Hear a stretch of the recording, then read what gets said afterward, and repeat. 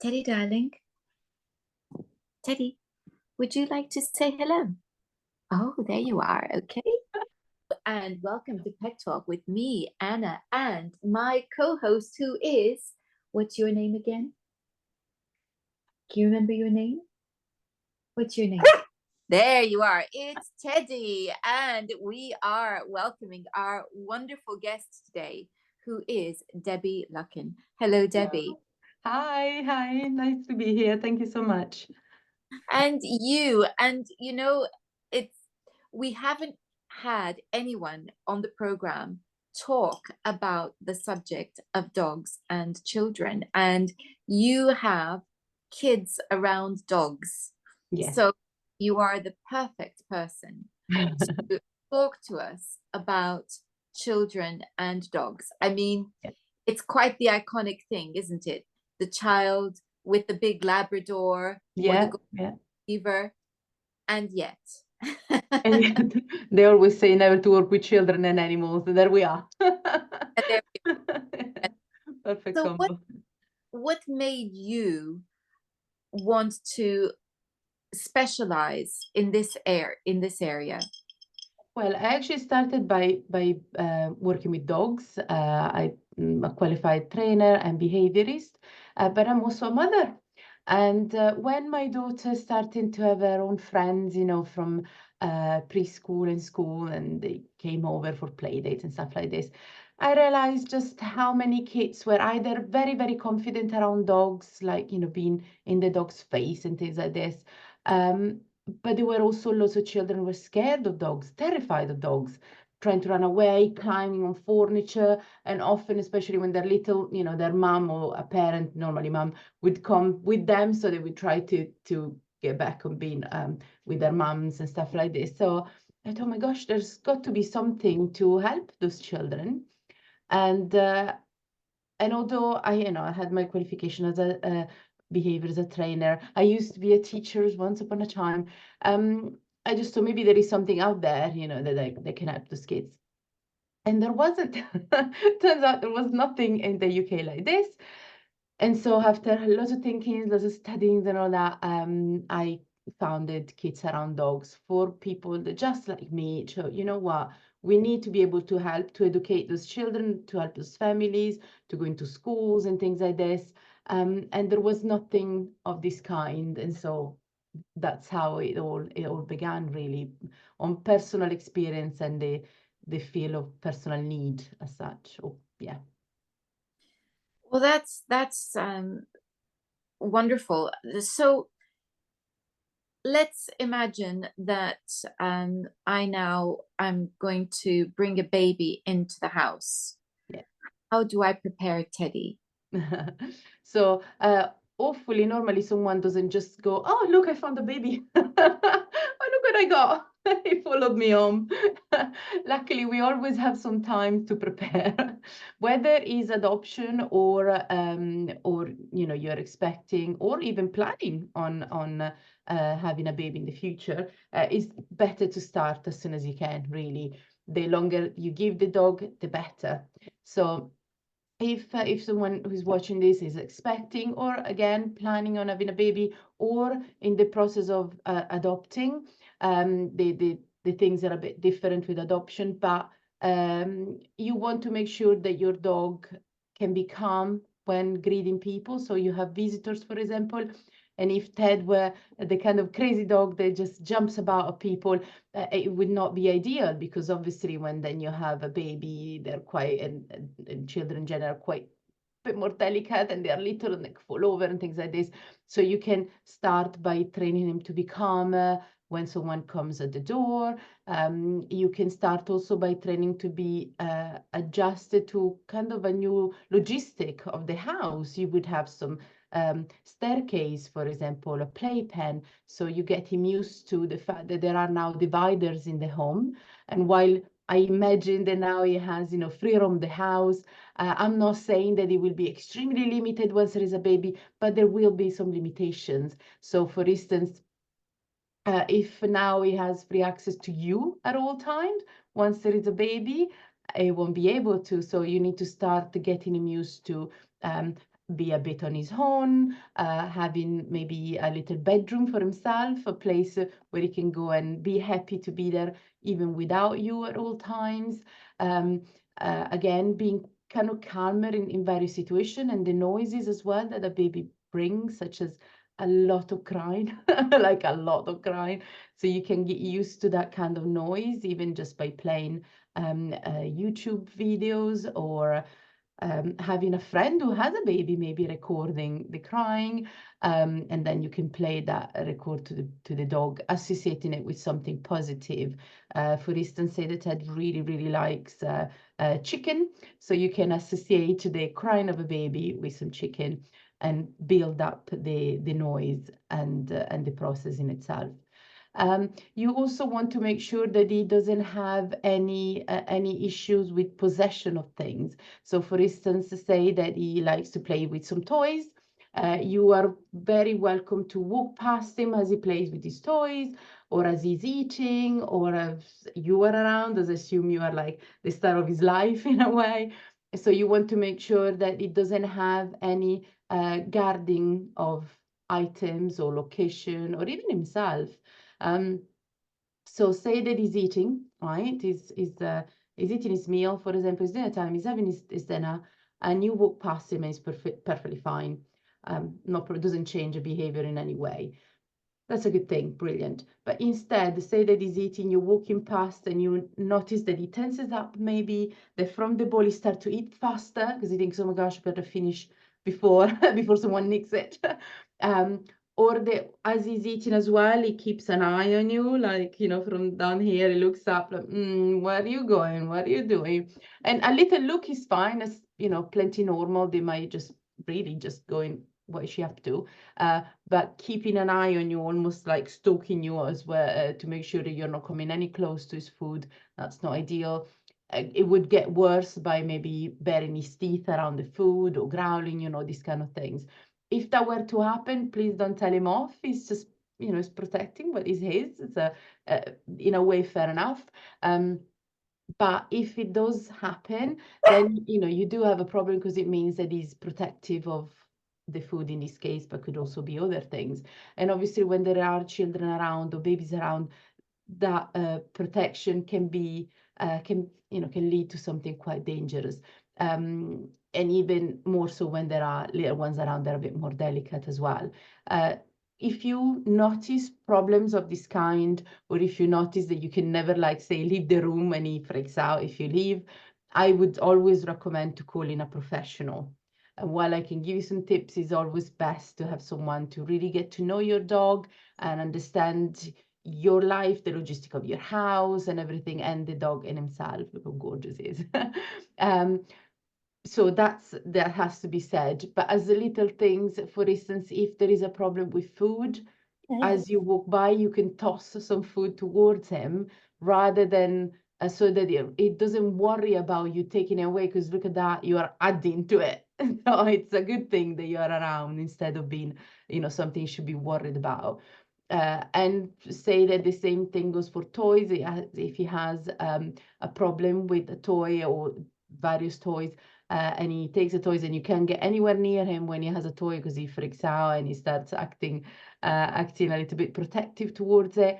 Again, you can just present him another toy. He's got his favorite toy there, he's protective of it. But look, I've got another toy. You don't touch the one he's protecting, so he doesn't have to worry about it. But look, you're playing with another one, and then another one, and then another one. So you turn into like a toy store effectively. So instead of being someone who is taking stuff away, humans are someone who gives stuff instead. Again, these are like really quick things. So it's always best to call a professional to get to know your dog. But things like these are what you really need to look out for if you're planning on welcoming a child, a baby, into your home.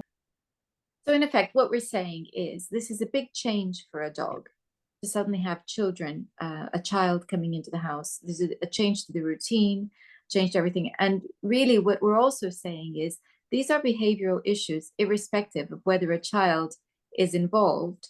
Mm. And so we need to see the kindest and best way to help the dog to build confidence, really, because this is a matter of trust. And I mean, thankfully, in our situation, Teddy trusts us No, with just about anything. that's Um, great. so that wouldn't be an issue, but for a lot of dogs, it might be. Yeah, yeah.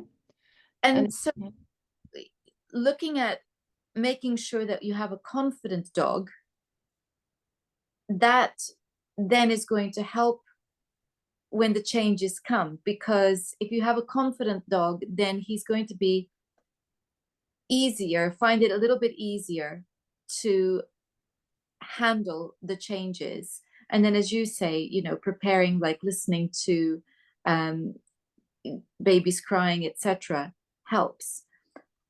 A lot of dogs do like children, but I've found, actually, interestingly, Teddy, who always adored children, when he was younger, babies were another issue altogether.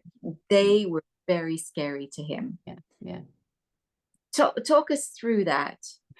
So I mentioned before, babies cry, and they, bless them, but they cry a lot. Well, they can cry a lot. Not, they're not all the same, but generally speaking, they have no other way of communicating, if not with a little giggle and stuff. But when they need something, um, often parents, might be distracted, they might be doing something else. So the child start with googie, googie, googie, and they're not being noticed enough. And then they might start going, a little bit of complaint, but again, oh, such a cute noise. And then the scream start because they go, hello, I'm here, I need food and I need the toilet, whatever need they have, or they need, I need my nappy change. And they can't just turn around and go, excuse me, ma'am, my nappy need change. They can't do that. So they build it up. They kind of start to tell us, just like dog, they start to tell us in their way that they need something, but we might not understand them and go, oh, look how sweet. Or they might be doing a poo. They might be in the process of doing that. Oh, a poo is coming, and it's all very cute and everything. But as they do that, right after they are sitting in their nappy. So they go, right, okay, I might be sitting here for a minute or two, but just so you know, this needs changing. And you don't do it straight away. So the child start going, and then the screaming starts. And it escalates as well. So they have their own way of communicating, which is obviously from cuteness to screaming the house down. And dogs, bless them, they go, oh my gosh, I can't. Before it was all quiet. Before the worst thing that would happen is, I don't know, watching a gangster movie on TV with lots of guns shooting about. I'm just, that's the noisiest thing they had to come across before. And suddenly, this bundle of joy screams a lot in their home. It is taking over everything and everyone because mommy's always busy, daddy's always busy. There are items everywhere in the house. Like this tiny little baby needs a cot, a muzzle basket, a pushchair, a pram, a changing unit, the thing for the nappies. Oh my God. And every item that belongs to the baby. So while before the dog would go, I'm going to go from the sofa to the armchair. No, because now on the sofa there are 300 million items that the baby might need throughout the day. And the armchair is now becoming the wardrobe because we haven't got time to iron and wash anything anymore. So it is, it's a whole new life. And smells too. The baby might be breastfed or on formula, but whichever, they do come with different kind of smell. While we don't maybe notice that much, dogs have fantastic sense of smell. So they go, oh my gosh, that's a different smell. Never smelled this thing before. And even just changing from one formula to another, or even from one packet to the new one, it's a different smell. The dog can sense this. We're completely clueless. I breastfed my child, for example. So when she was breastfeeding directly, the smell would have been different than when maybe I was pumping and then my husband would feed her so I could have a nap, this kind of thing. Completely a new thing for the dog is what's going on. And to be fair, completely new thing for me as well. Suddenly I was kind of fresh as a daisy and turn into basically a cow. And I was being milked. It's just one of those really strange things that women have to go through in life if they have a baby. And it changes your body, it changes your mood, it changes who you are. And that And that, also come with smells. It's just yeah, exactly. And dogs will be very sensitive to that. yeah, absolutely. Judging from Teddy, because he was never exposed to a crying baby, funnily enough. The Yeah. baby we always saw were when we were out and about. Mm, And he would have been, I think, maybe less than a year at this point. yeah. But babies he found very frightening. And I think he just didn't equate that small human with the children that he so loved, Mm-mm. and the adult humans. He looked at that and thought, not a dog, not a Not cat, a dog, no. not a squirrel, That's good. and I like not that. one of the little people either. What is it? What is that thing? What is Yeah. it? Yeah. I remember, holding him in my arms and asking women who had babies whether it would be okay for him from a distance to just have a little look, Mhm. uh, to help him get used to, and then the fear disappeared, Mhm. thankfully. But it was a big thing for him. Babies, what Yeah. are they? He's a bit, even if they're out and about and not in his own home, they're very strange little things, and they're super cute. Oh my gosh, they're super. How many times you see a baby going, oh my God, just the cutest thing in the world, and then you see them, I don't know, 30 years later, and you go, oh, what's that? As a grown up now. Don't go around going, would you to all the grown ups you meet. But once upon a time, you might have when they were cute babies. So they are very strange creatures, babies, and then turning into toddlers and their children. So I completely understand why Ted or any other animal out there be like, what's that? Makes funny noises, doesn't really move as well at the beginning. All they do is be moved around, and they don't physically do that much at first. So they're a little bit, from a dog's point of view, a bit strange. What I would suggest though, so say that as in your case, you wanted for Ted to get to know babies in a way that it would make him feel safe and happy, and you were there to comfort him, and that's brilliant. I would suggest that, again, you have, every dog is different, so I'm going on a general thing. But you said I would hold him in my arm. Now, it probably worked very well for Ted, and he's fine. It's your own dog, so you know him better than anyone else, okay? But generally speaking, say that I were to take my golden retriever, for example, to meet a baby, instead of having it in my arms, also because she weighs a ton, but I would have her on the lead, first of all, so that there is no her just going off or anything. I would have her on the lead. I would have some treats with me as well too, or something that she likes, like I don't know, a ball, for example, attached to a string, although that might excite her a bit. But generally speaking, food would do quite well, and good food like some chicken, some hot dogs, like something that smells quite powerful and fresh stuff. Um, and I would let I would let the dog kind of free to a point because it's on the lead to have a little sniff if she wanted to, right? And every now and then I would get her to check in with me if she doesn't do it by herself. So for example, say that she were to approach the baby who is with mom, in the safety of mom, or dad or whoever, I would then call her back going, Winnie, come, or Winnie touch with a hand touch.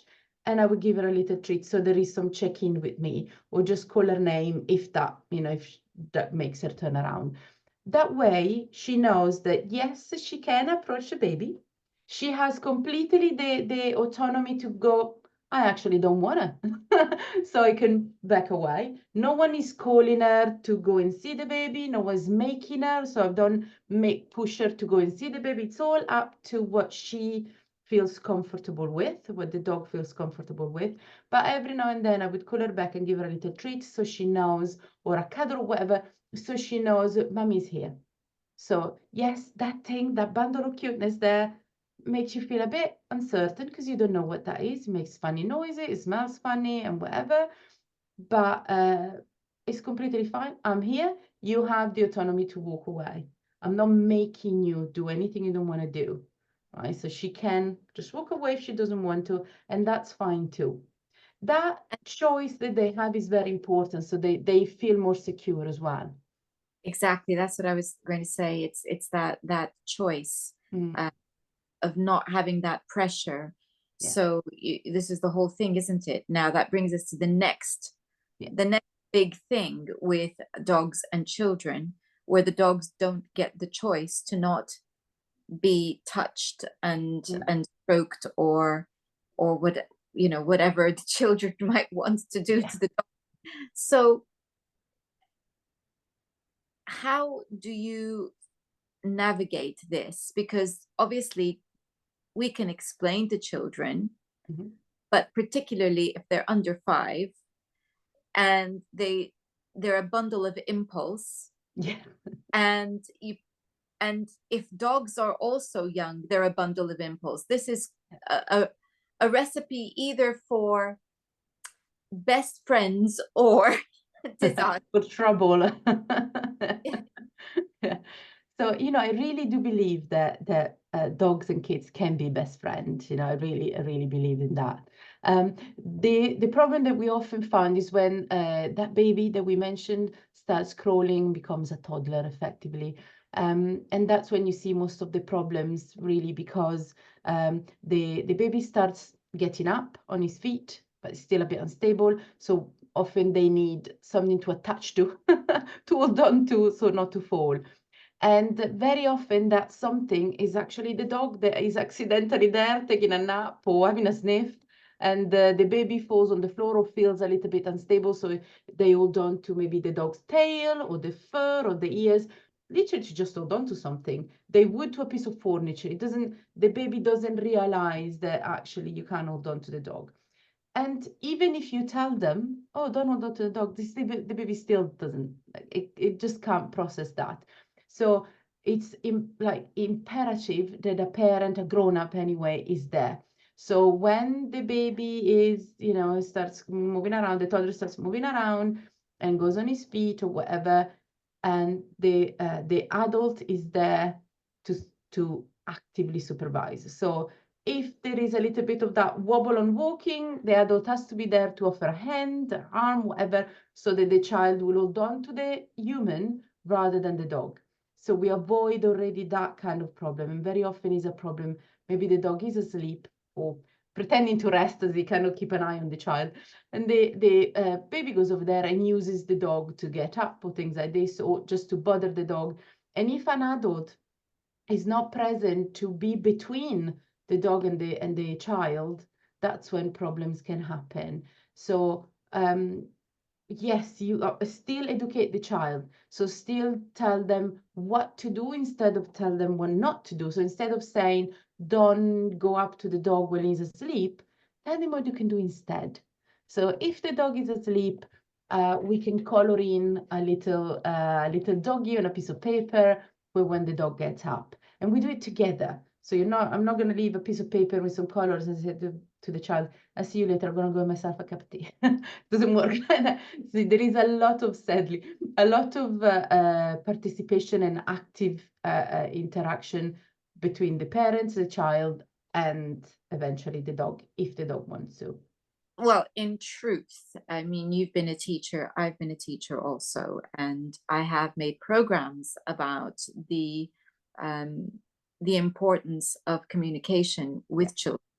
So it's that active interaction is the means by which we teach our children. It's the means by which we teach our dogs too. yes, As absolutely. it happens, it's not hugely different. No, So no, at all. it's that being present and actually interacting with the child, which of course is not always easy when people are juggling work Yeah, and a busy household. yeah. So this is very very important, and then we can that's where we start talking about managing the Yeah, environment, where you're talking about stair gates yeah. and things, that everybody's got their space, because dogs do need their space, and And so do we. Yeah. and and toddlers, young children, don't really have a sense of that personal space. Mm. Um, dogs can forget their sense of personal space too, Yeah. but they're very aware of it when it's being intruded upon. Yeah, very true. So it's and if they're asleep and they have the startle reflex as well, Yeah. that could be problematic. Yeah. Oh, yeah. Well, you know, is it even as an adult, right? Like I said, I have a child, I have a daughter. Now she's 12, but even now that she's older, gosh, it still happens. And when she's not well in the middle of the night or something, they don't just call you, they appear by the side of your bed. And you are asleep and you can kind of sense that something is there. And you think, is it a stalker? Is it a ghost? No, it's the child you created right by your bed. And there is nothing more scary than that. I still don't know. I haven't had a heart attack yet. It's just unbelievable. So, you know, I do feel for dogs out there because it's that kind of feeling of what the heck are you doing here? You know, what's going on in the middle of the night? And it's scary, it's startling.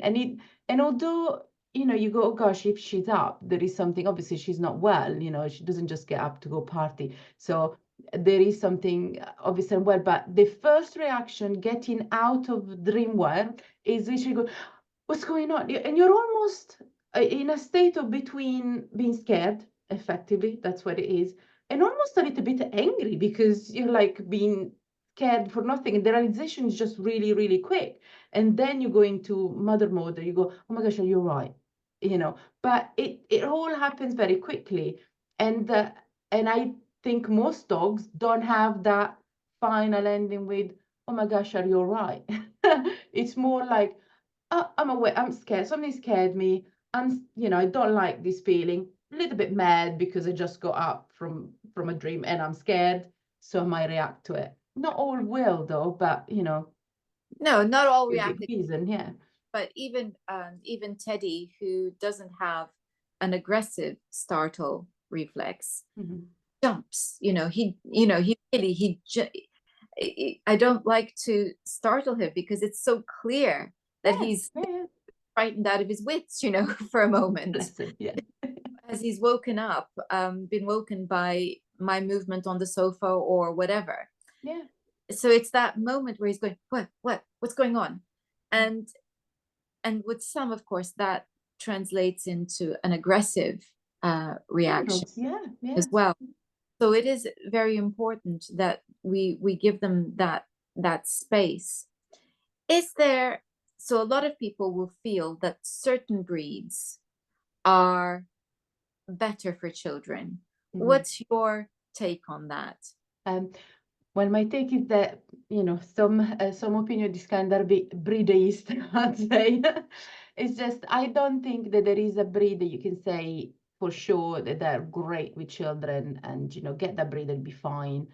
Just as there is no such thing as get that breed and it be, you know, is a recipe for disaster. Because every dog is different. And while for sure some breeds are physically more powerful and bigger than others, some breed were bred with specific ideas, such as, for instance, I have a golden retriever and a pug. You can see the portrait at the back. So golden retrievers need to carry stuff. That's, you know, the retrievers. Literally, she bless her in the morning when I come down in the morning, or my husband, she looks around to find something to pick up in her mouth, and she's got to have something in her mouth, and that is her thing, right? And if what was around, say, was one of my daughter's socks, for example, she would pick that up. She's fine. She's not going to destroy anymore and things like this. When she was a puppy, she would have, but she would pick up because she has to have something in her mouth. She literally freaks out if she doesn't. So in that case, someone might say, "Oh, that's not ideal then, because you got kids, so you shouldn't have a dog that holds stuff in their mouth." But that is part of the breed and is actually an innocent, quite cute thing, if anything, to do. And what I should just do instead, and what I do instead, is that she has her toys downstairs, and instead of then picking up my daughter's socks, she picks up one of her toys and brings that to the family, or her blanket even. It's fine how she carries the whole thing. But that is her thing. It's good. It's all part of who she is, who the breed is. So some things will come with the breed, and you need to be mindful of that. That's it. But then the rest of it comes from the dog, the personality of that particular dog.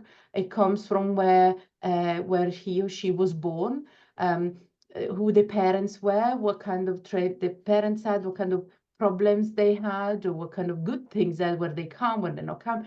So it really isn't just to say, oh, just look at the breed. Because to be fair, if it was that easy, we wouldn't have any dog bite problems, really. None at all.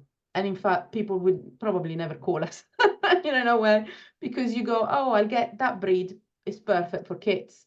And it would be, true, and that's it. And that's the end of it. And that breed instead is just for, I don't know, farmers or whatever. But that's not the case.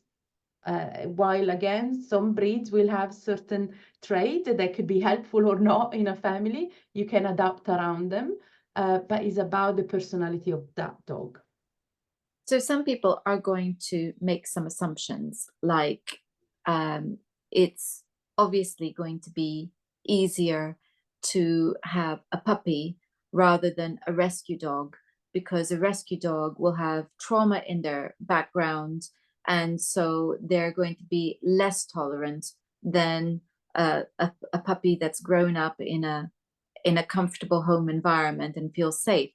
So that's a huge assumption to make, though, isn't it? It is, yeah, and often not true. There are a lot of rescue dogs that need a home, and they've done nothing wrong, sometimes, and it's really sad, but sometimes it is because maybe their guardian had died.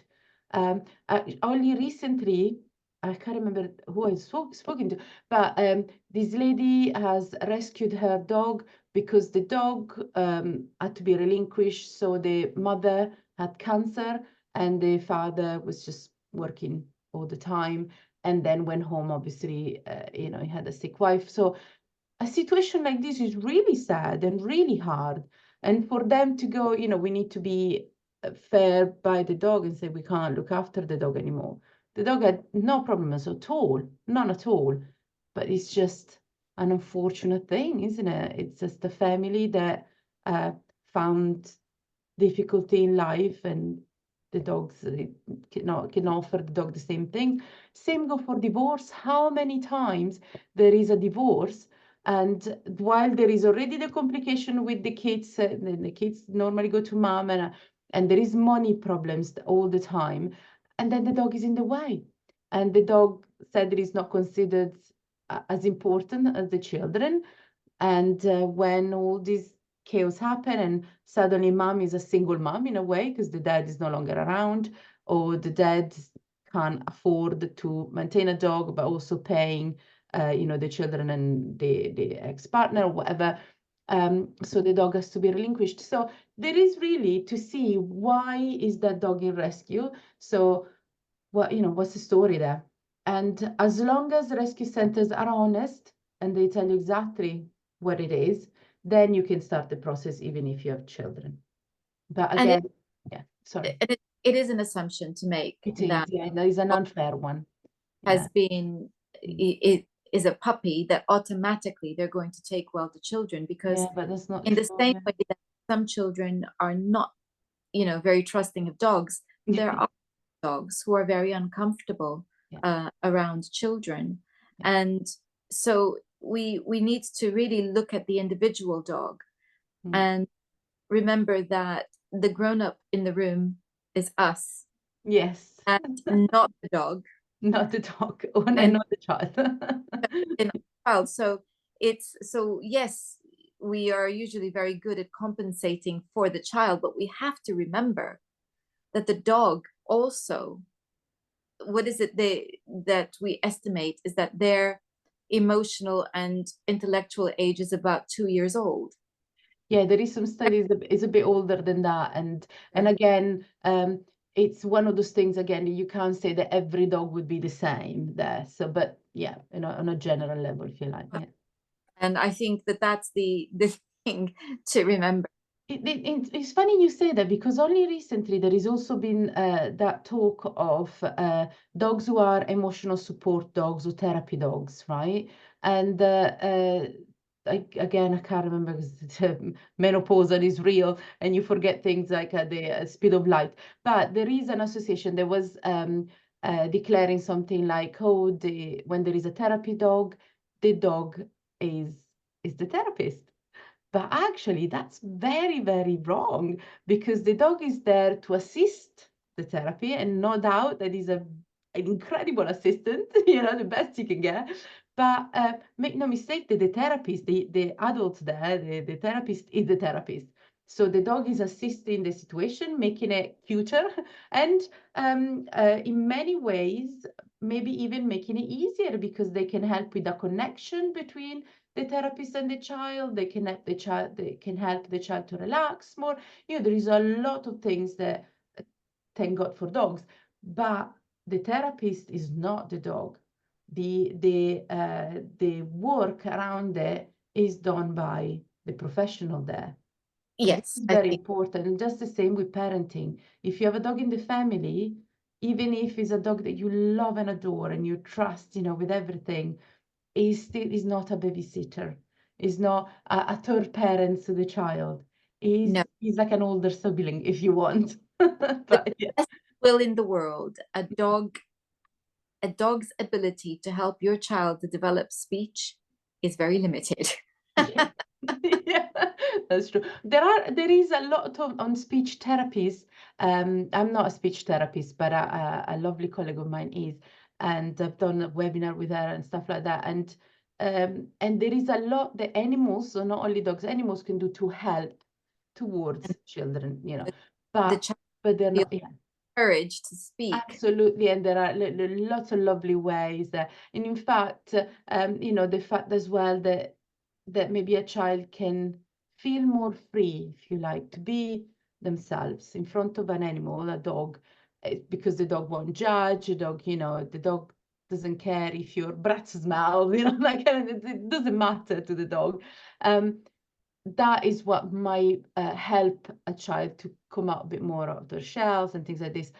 But that is the assistance of the dog. But don't forget, again, there is a lot of work behind, from the therapist's point of view, to work with the dog, and then to pass that work as well to the child. So the dog is like a messenger in a way, but is still not, it's not the And therapist. that and that's an important distinction, because what we appear to be straying from topic, but we're not, because the point still always is, you can only give the dog the responsibility that is relevant to his role, Yeah. and the part that he plays in the family. So therefore, it is up to us to manage the situation and to be sensitive to both sides, the child and the dog, and mediate something in the middle. Because if we can do that successfully, what we know about dogs is that they are absolutely loyal, and they will be the best friend for children. And this is, but both sides need to be understood, both sides need to be respected, and I think that that's the key. So this is your job, is to teach everybody how to do that, and that is absolutely wonderful. Can you tell everyone your website, so that anyone needing help knows where to go? So you can find me and all the CADA Pro professionals at kidsarounddogs.co.uk. And there is, in fact, a part that says find your local pro, and you type in your postcode or name of your town. We are everywhere in the UK and abroad as well. So anywhere you need us, we're there. And I've also written a book that's called It Started With a Sit, and is aimed at expectant and new parents of both kids and dogs. I was going to mention that because I absolutely love that title. It started Thank with, you. and I'll be putting a link to all of it in the description box. Thank you so much, Debbie, for your time today. Oh, thank you for having me. It's been lovely talking to you. Thank you. And thank you all for watching. We're going to be looking in the next few pet talks at joint pain in older dogs, as well as nutrition. So look out for those. Until next time, goodbye. Bye.